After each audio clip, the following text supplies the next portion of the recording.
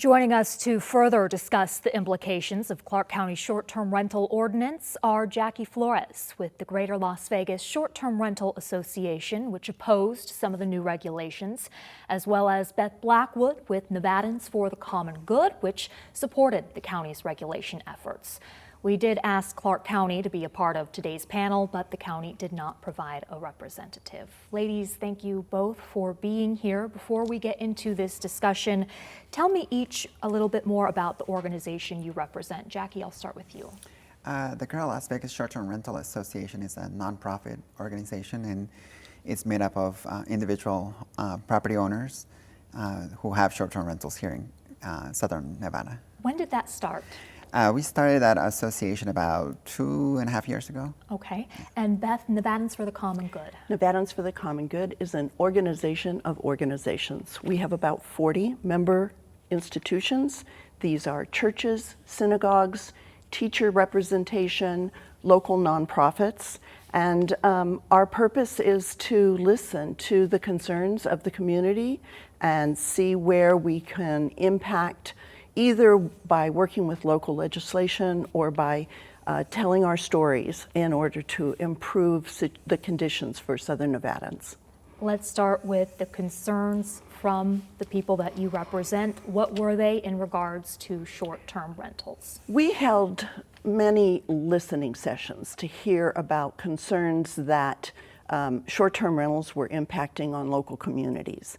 And what came out of that was kind of two separate issues that overlapped. One of which was unregulated short-term rentals operating without any regulations were turning into difficult community situations. So you had party houses, you had weekend issues that created disruption in communities. But at the same time, we're hearing stories from many people in the community who were having difficulty either with incredibly rising rents or unavailable of accessible, affordable housing. And when you evaluated the number of unlicensed short-term rentals that were operating in our community, you recognize that that is impacting the number of units that are available for either long-term rentals or for people in our community to buy and live in. And that is because these can be very lucrative for investors to come in, and they would reduce the housing supply by buying these properties and using them as short-term rentals. Do you want to respond to the party house aspect, Jackie? Yes, we've always heard people referring to party houses. The problem with that is that they're labeling all of them as party houses, and the fact is that the vast majority of them are not. There are obviously some, that do cause issues. We are aware of them, and we've always been asking, why isn't code enforcement or the police enforcing the regulations for nuisance that are already in place? And that's not happening. If they're in fact party houses, being out of control, they should be stopped, and Metro and code enforcement should stop them. But instead, they're going after houses that are not causing any issues at all, playing whack-a-mole, trying to find them, wasting their time, wasting taxpayer money to try to get to shut them down, when they're not causing any nuisance.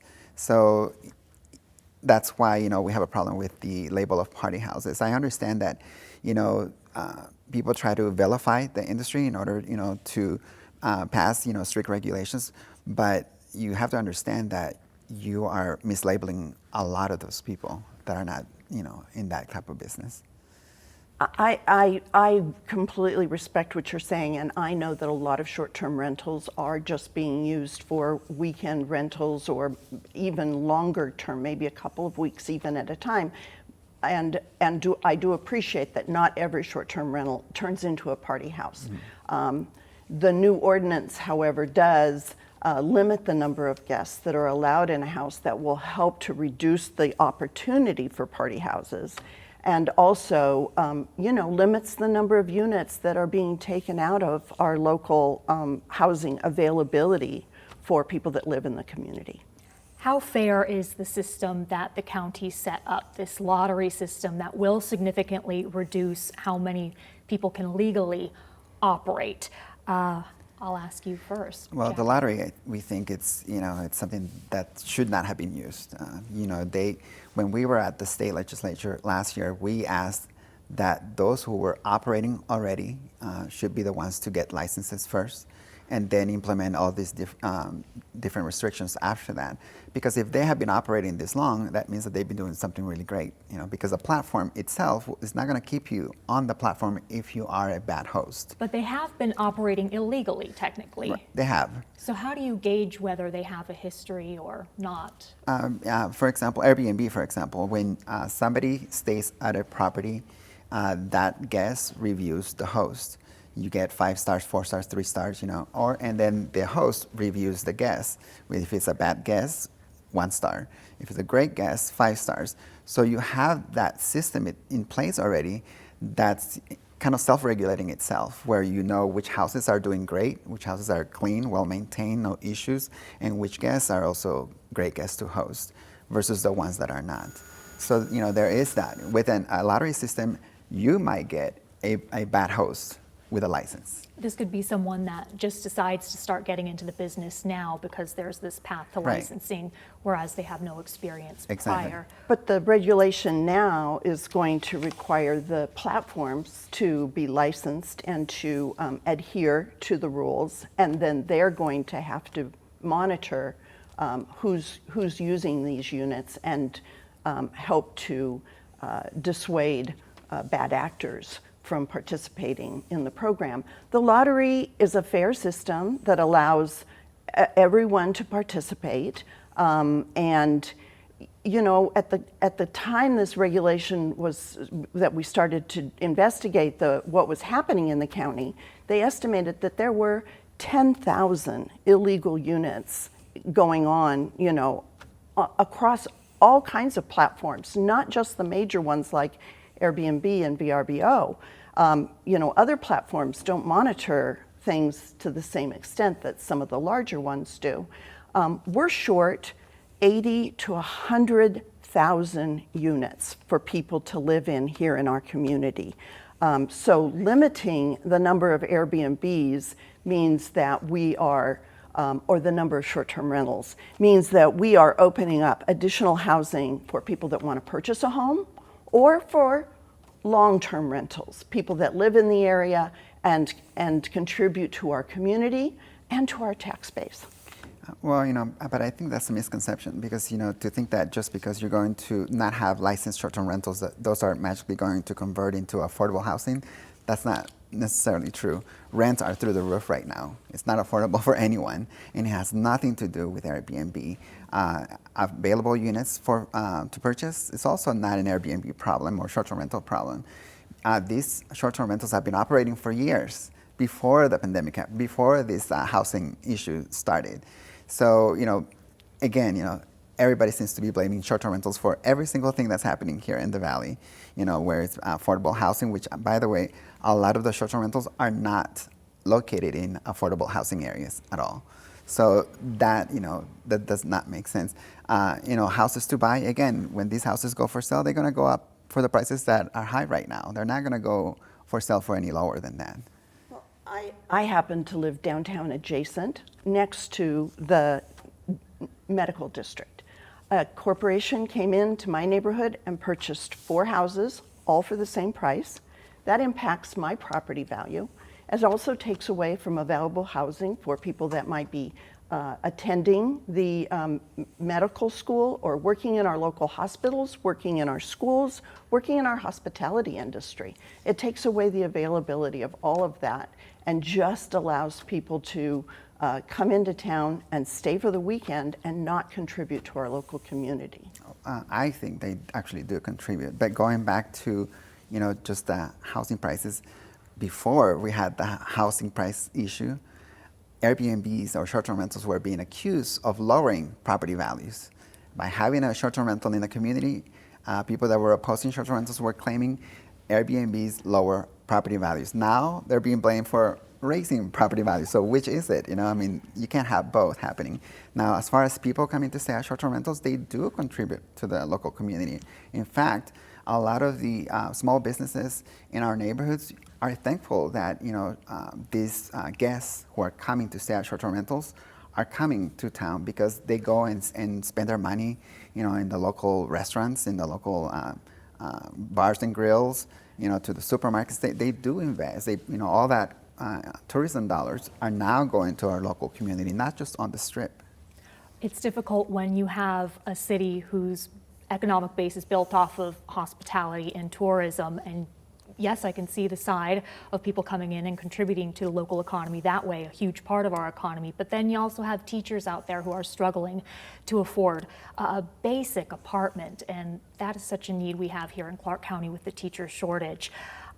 Who do you think is the average short-term rental owner and operator? What is the profile? Could you even put it? I can't even put it in words. We really support mom and pop owners being able to rent out their home or a vacation home, and that's part of this new ordinance, is that it's a single entity can own one property rather than a corporation or a investment firm coming in and operating multiple units.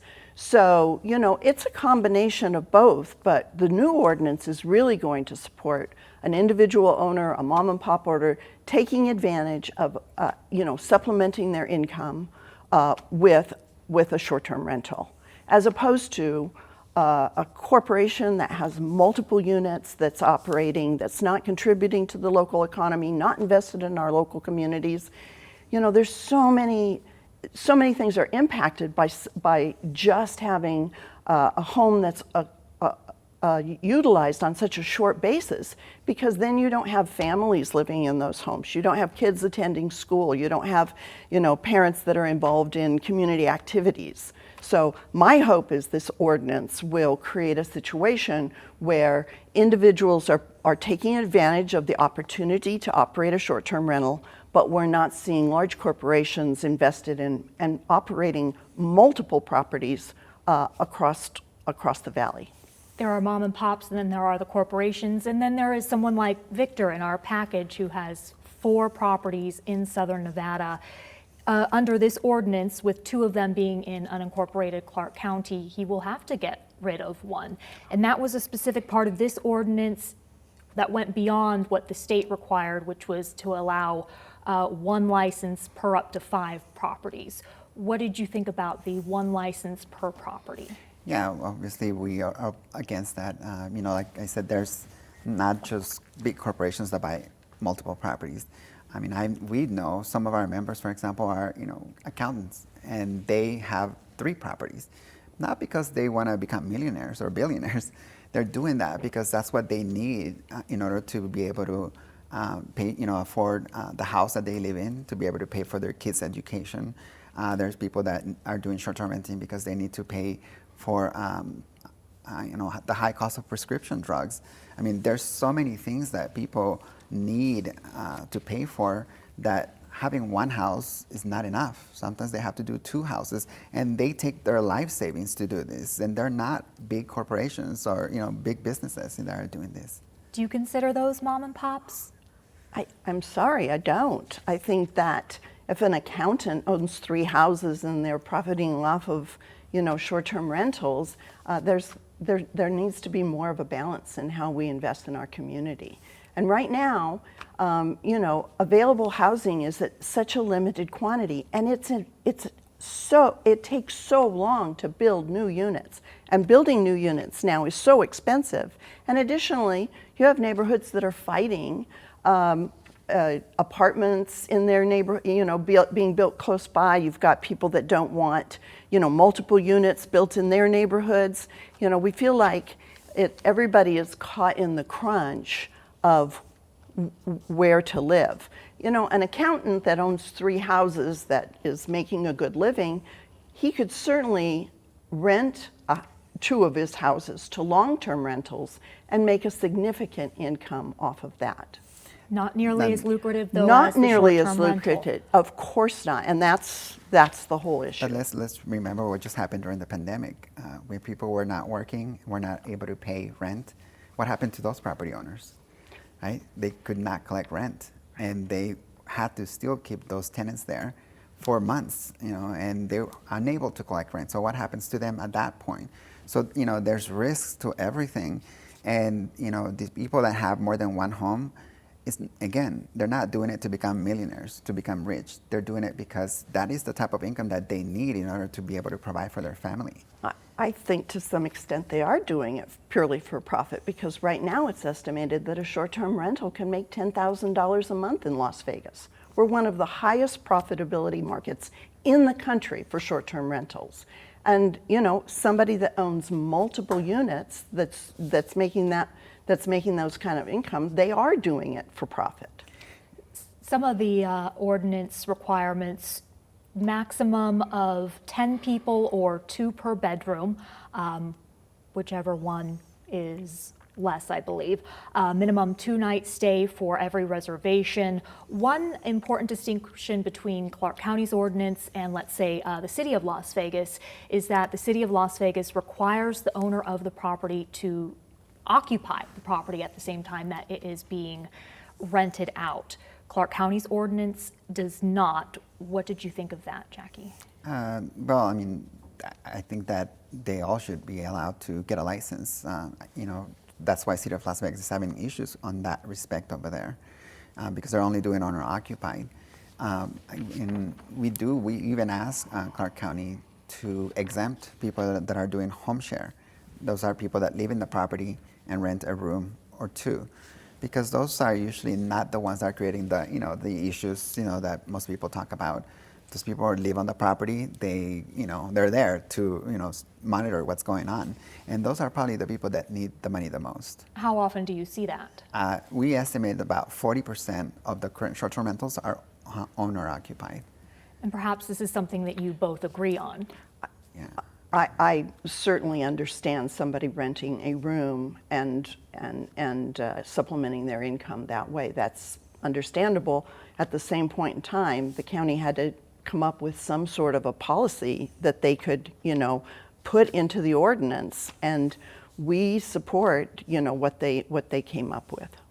In particular, what did you like about the ordinance? We liked limiting the number of units available. We liked the 1,000-foot distance between units. Which is different than what the state required. Right, the state requirements were less. Only 660 and, feet. we respect the fact that Clark County recognizes the needs of our local community, and the ordinance was written accordingly. For instance, they exempted Mount Charleston because of water and fire concerns and said no short-term rentals there.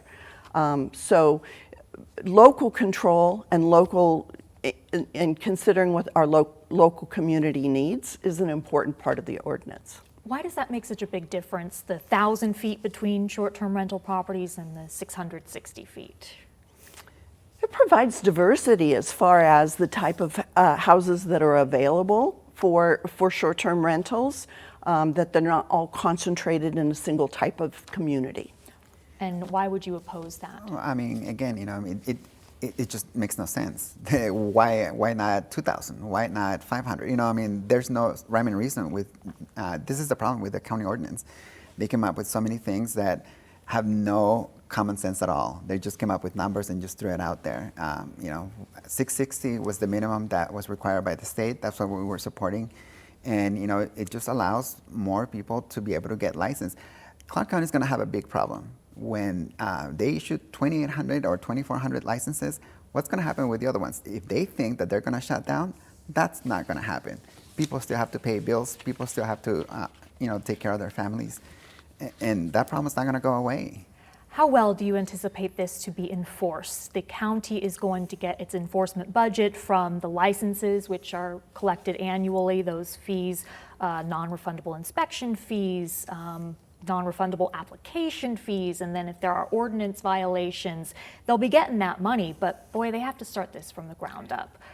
Enforcement is going to be an ongoing concern, and that is something that the county is going to have to figure out how they're going to enforce that. Because what does any of this even matter if it can't be enforced? Right. And she said earlier, all the nuisance laws and regulations are already in the book. Why not enforce them? You know, that's what we've been saying all along. For years, we've been asking them to legalize short-term rentals, give licenses so they could be regulated and pay taxes. And they have been opposed to all this for years. And now they're rushing to put this together, and that's why we have this horrible ordinance, because they're rushing it to the last minute. I don't think they rushed. They put out a survey that had over 6,000 responses. They held town halls. We held public actions with different commissioners. They listened to our concerns, and they took those into effect when they wrote the ordinance. But they didn't listen to the concerns of the short-term rental people. And that's the problem, because if anybody knows anything about short-term rentals, it's those operators. Those operators have been operating illegally, so evidently they don't care about ordinance. But still, they were operating successfully, because if you figure 10 to 12,000 short-term rentals operating every single day, that means we would have complaints every single day about short-term rentals. When did you hear about a party house that got out of control over the weekend? No. Last weekend? No. All this month? No. So that means that they have been doing an excellent job at running the short-term rentals. I don't want to live in a community with unlicensed businesses operating next door to my house. I want regulations and ordinances to be in effect that we can enforce and see results from. Ladies, thank you so much for joining us. Clark County anticipates opening its short-term rental application period in September, and it will remain open for 6 months.